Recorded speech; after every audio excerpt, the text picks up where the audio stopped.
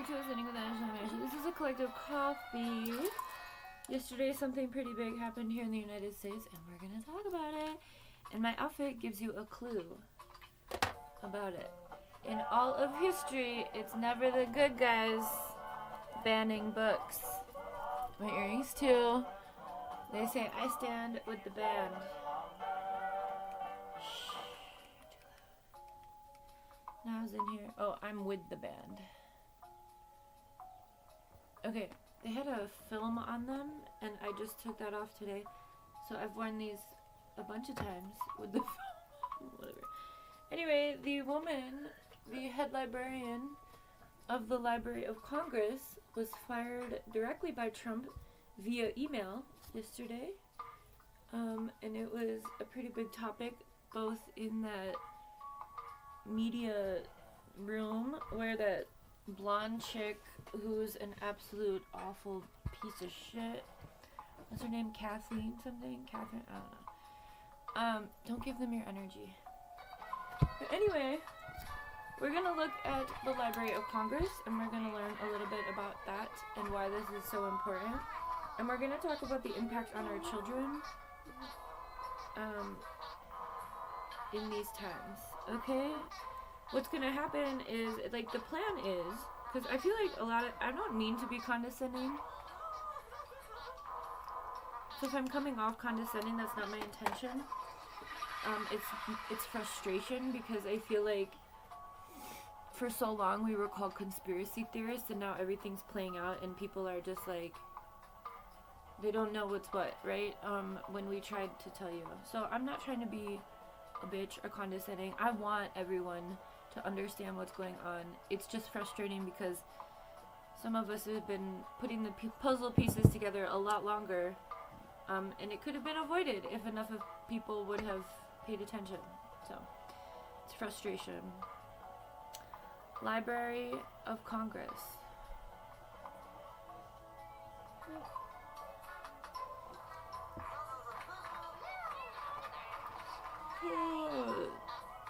There's someone in my lineage on my, well, not my lineage, but one of my aunts on my father's side's husband's sister, so no relation to me, works at the Library of Congress, so she's white. I don't remember her name, but yeah, my uncle's sister.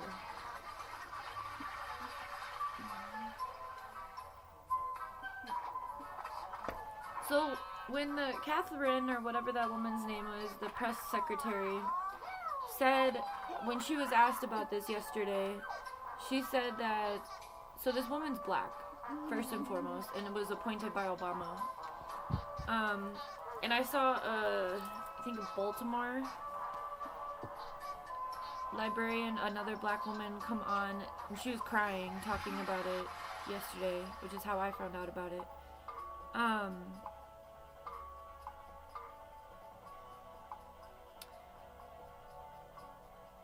I guess the Librarian of Congress was a local librarian to that woman. That's, she had a personal relationship before she was appointed to the Library of Congress. So what does the Library of Congress do? In my understanding, I feel like we don't need their website. I feel like we need does what?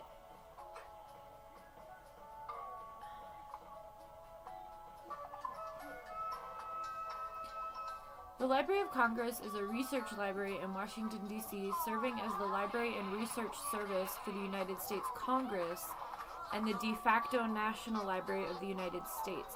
I'm thinking of Legally Blonde, when she's writing that bill for Bruiser's bill in the second Legally Blonde.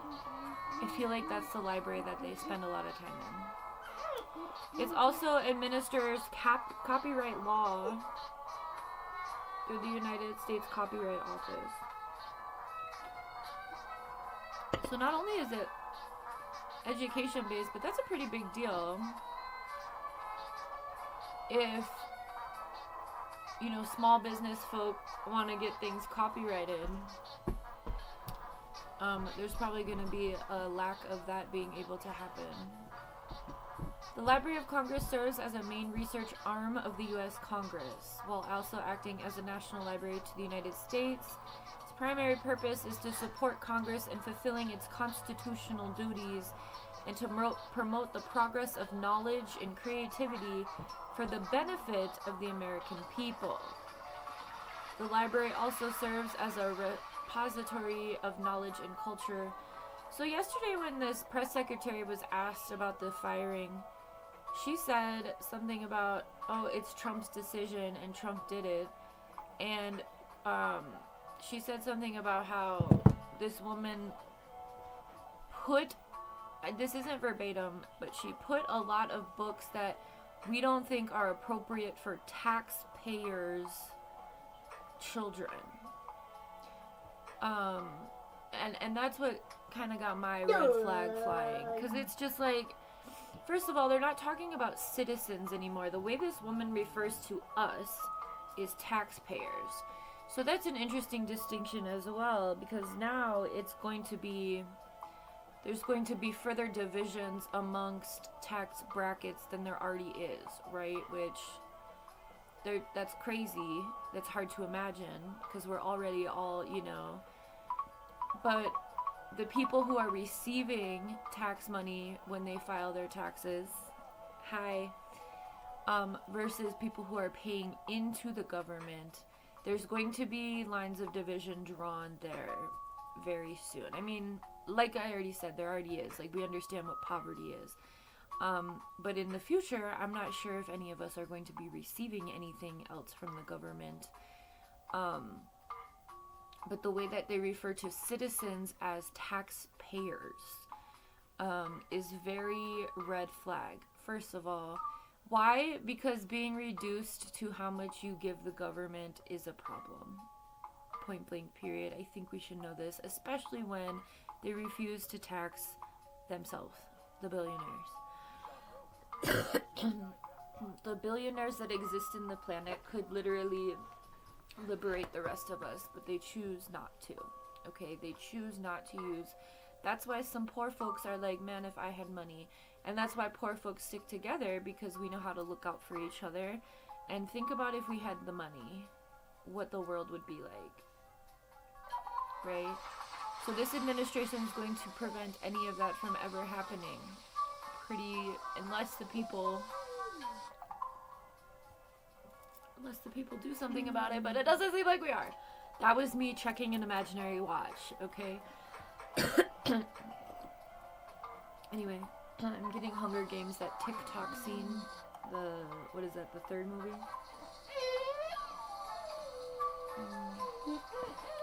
Anyway, so this is important. Ways it's going to impact your kids and the way that children... Okay, so I was talking to some high schoolers the other day in the alley, and they told me that next year there's going to be a block on their phones at school. They're not going to be able, like, their phones are going to be blocked from the internet. And I was like, huh.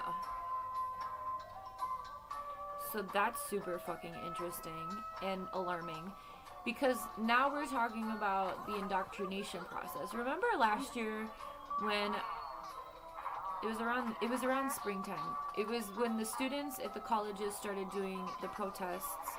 And then I live by a middle school. I think it's a middle school. And I played for you guys. It was one morning, and they started playing the national anthem after, like, morning announcements, and that wasn't something that they were doing. So I said in that video, it's a collective coffee, and I think I labeled it like, what the fuck is this, or something. And I said this is a response to what the students are doing. The younger ones are now being, you know, molded into nationalism to ensure that they don't grow up and do what these students at college are doing, right? Fighting back. And it was like within a week. So I don't listen to that shit anymore. I don't know if they're still doing it, but it was very obvious what was happening last year. So the nationalism that's going to be happening, I think about the Hitler Youth. Is that what they were called? I'm pretty sure that's what they were called. I think the alarming thing about here in the United States is that white kids are already very much sheltered away from any sort of struggle. Speaking from experience, another reason I chose the studies I chose because my parents didn't tell me anything about what was going on. It was very much living in a bubble, and my mother still lives that way, and we've talked about that a lot. Like, I'm like, I can't continue being in a relationship with you when you are, you know, refusing to pay attention to the world around you and your impact in it. I cannot have relationships with anybody who chooses to not participate fully in the actual reality of the world, right? It's just something, hey Hoodie, it's just something that I have to do. Hitler Youth. Pretty sure that's what they were called. Yeah, there's a movie. Hitler Youth. The Hitler Youth. The Hitler Youth was the youth wing of the German Nazi Party. Its origins date back to 1922. It received the name Hitler Jugend, I'm not speaking German this early or ever, in July of 1926. From 1936 until 1945, it was the sole official boys' youth organization in Germany, and it was partially a paramilitary organization. It was composed of the Hitler Youth proper for male youths 14 to 18, and the younger boys 10 to 14.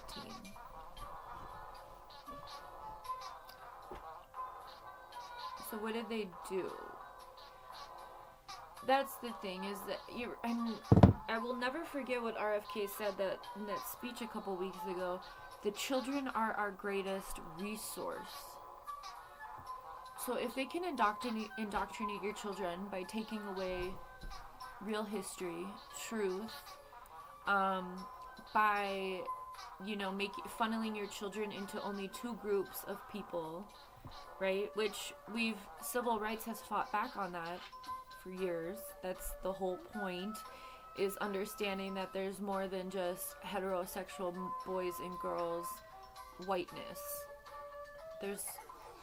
That's the minority of the planet is the white people, which is why they have to be so violent about what they're doing.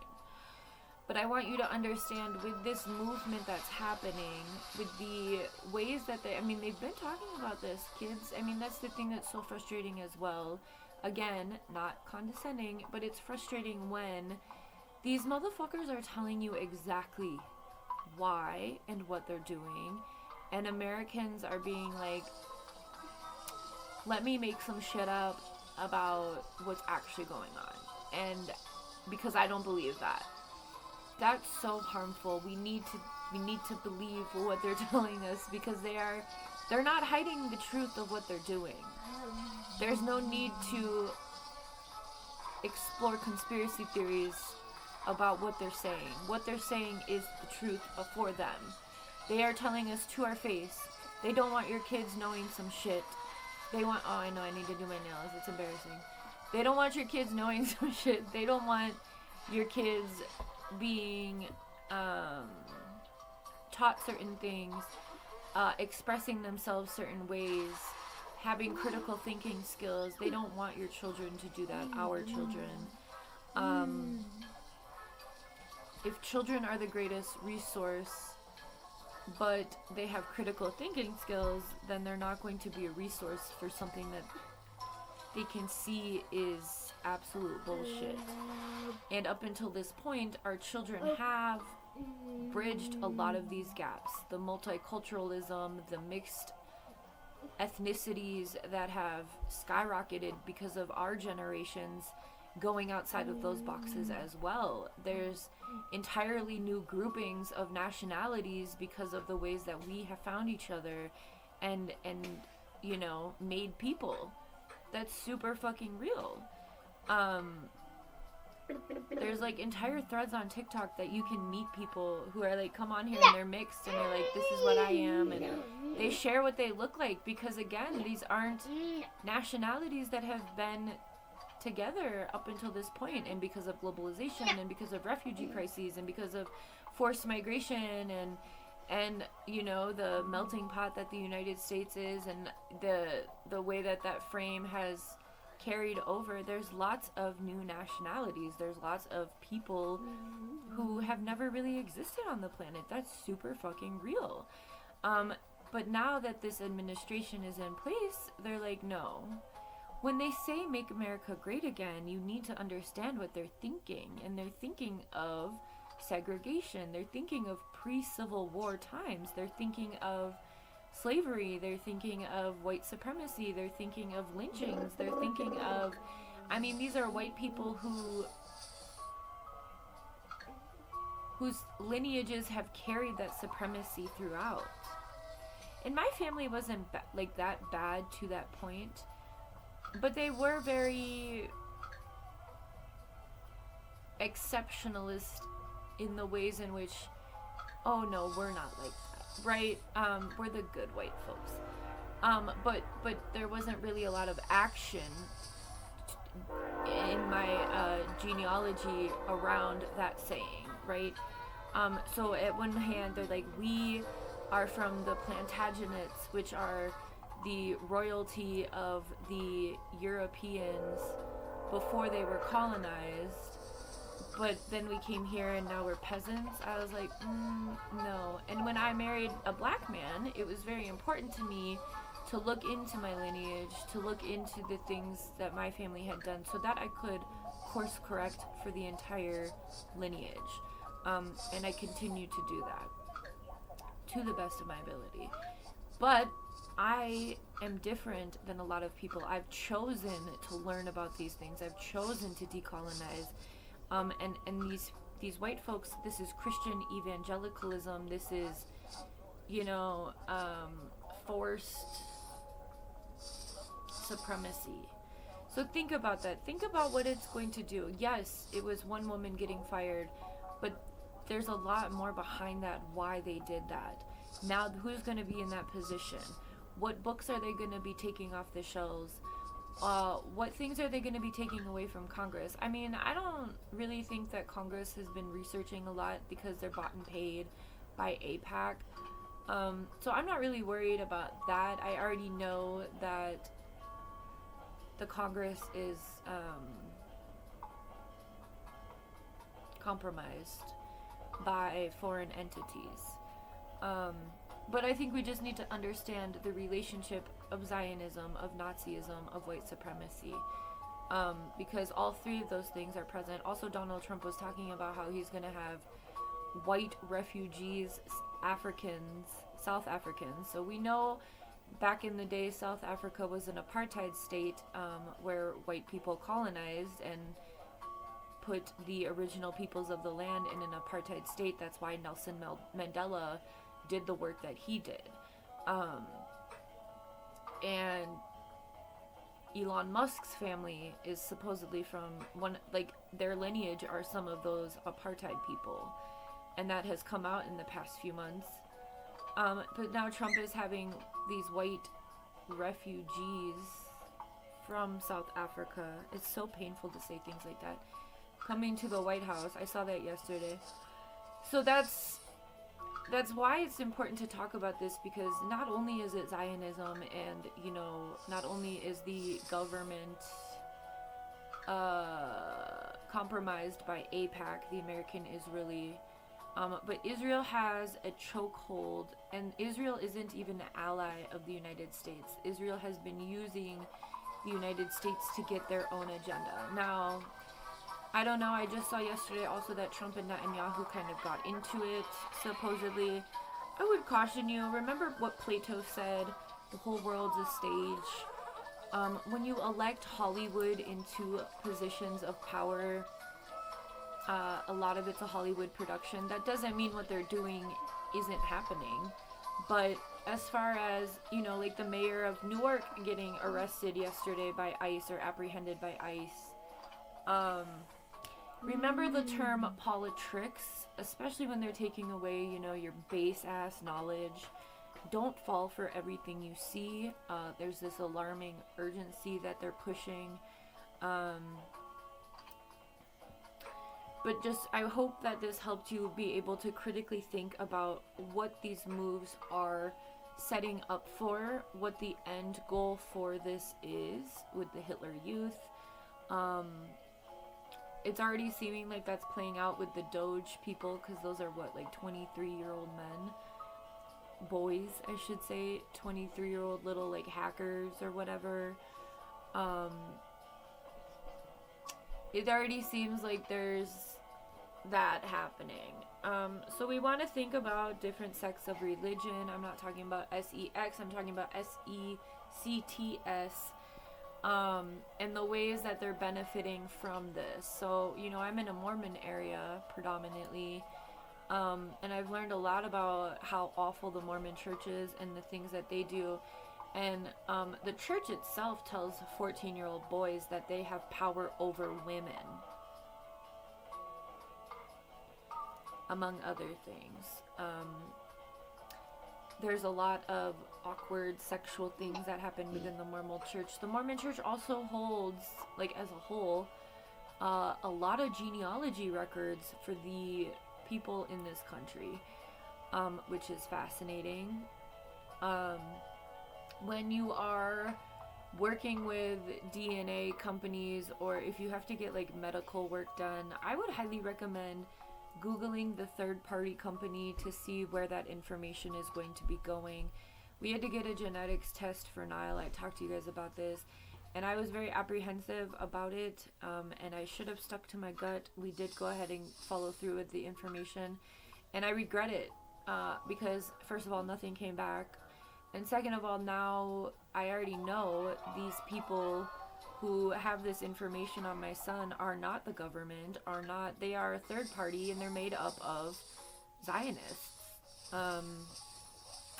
So I shot myself in the foot doing that. But it's a cautionary tale for anyone else who hasn't participated in something like that. I mean, when we were growing up in the 90s, we were told that aliens were these horrible people, and that they performed, what are those things called?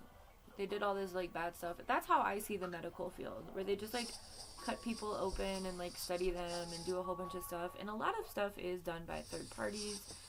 And I know I'm trailing off, but all of these things work together. These entities have their claws in all of these aspects of our lives. We don't really get to not participate in all of them. There's some that we're gonna have to participate in, and that's the point I'm trying to make. So it's important to pay attention to who's getting fired, to who's getting promoted or hired, to so we've had a judge arrested in Wisconsin. The Newark mayor was arrested yesterday because he was protesting ICE. Supposedly he's black. I don't know what else to tell people to make you wake up. We're here. But we've been here. And we were here before Trump, and also Trump is not smart enough to make all of this happen by himself. He has lots of different groups of people who all share the same vision, who all share the same status, who all share the desire to control, the desire to get certain pieces of land, to get certain resources, to utilize our children to get that work done, we see what's happening in Congo. What makes you feel different than that? Once they go into these national parks, they're going to need bodies to be mining that. So they start garnishing your wages for student loans, and you can't afford it, so now you become a debt slave. Debt slave is the reason I don't have a credit card. Mostly also because I'm a little manic when it comes to money. But I've never had a credit card because I know it would not be a good situation for me. I would not pay it back. And so I don't have any credit card debt. I do have student loan debt, but that's it, and I am not alone in that. So all of that to understand that how this is playing out is Trump isn't smart enough to make that happen. I'm smart enough to analyze it though. So there's all of these different entities who all have a common shared interest in the control of others, and this is, they're taking those steps to make that happen, to, you know, remove certain services and make people into debt slaves. You know, when you take away funding from Head Start, which is for, you know, families under the poverty line, for them to get child care and education, when you're taking away funding from PBS and NPR, when you're taking away funding from, you know, Medicare or Medicaid and all of those things, you're targeting poor folks, first and foremost, of all races. All right, and then you're gonna ban the books, and then you're gonna replace those books with Bibles. Okay, we've already done this, and we've come a long way from it. So we're either gonna allow it to happen again, or we're gonna put our foot down and in some asses, like Red Foreman says, I'm gonna put my foot in your ass, from that 70s show. Anyway, it's important to pay attention to these things and understand what moves he's making and why. Why does that serve? So yesterday that woman got fired from the Library of Congress. Yesterday the Newark mayor got arrested. Why did those two things happen? Because they want to replace the education with Bible and religious text that tells you to be obedient, that tells you to do certain things, because too many people don't believe in God the way that they do God. And we know that God is, the Bible has been historically used to colonize the entire planet, right? Yeah, so pay attention. We know what they did with residential schools here in the United States for Native Americans. Again, that was the process of removing the children from the family, torturing them within Catholicism, sexually assaulting them, beating them. There are residential school survivors who are alive, who share their stories. You need to listen to them. If you don't think that this is going to happen, we've already been here. And there's groups of people who are alive who have survived. And they've told us what this is. And again, when people tell you, just because it's not your lived experience, when people tell you, believe them. Okay, have a good one.